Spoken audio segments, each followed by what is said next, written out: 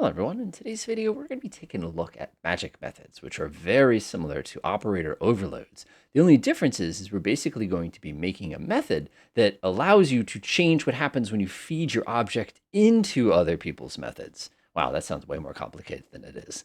Let's go ahead and put together an example here.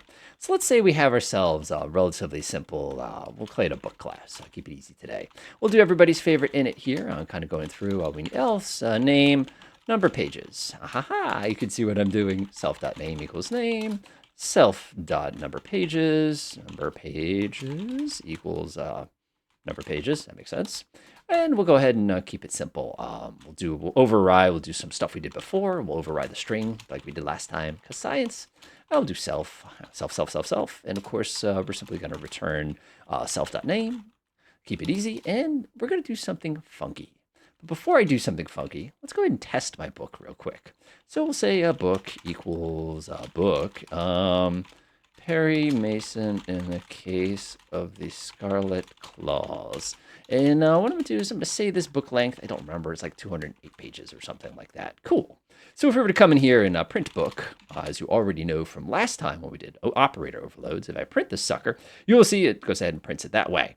Now, what if we wanted to go ahead and find out what the length of the book is?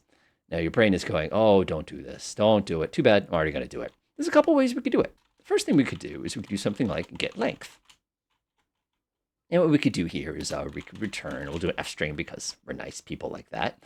We'll return self.length, get length rather.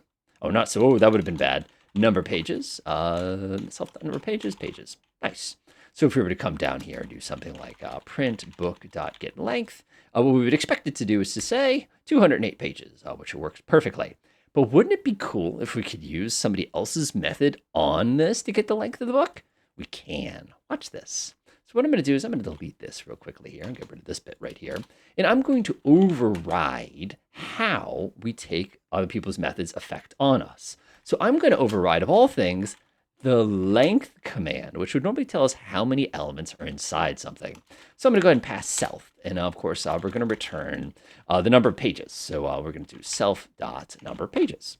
So if somebody tries to use the len command, which normally tells us how many items are like a list, it will, instead of telling us, giving us a big scary error, it'll instead tell us how many number of pages we have. Watch this. So now if I do print len book, instead of giving me a big angry error, you will see it says 208 because we took the len command and we made our own flavor of it, which did something slightly different.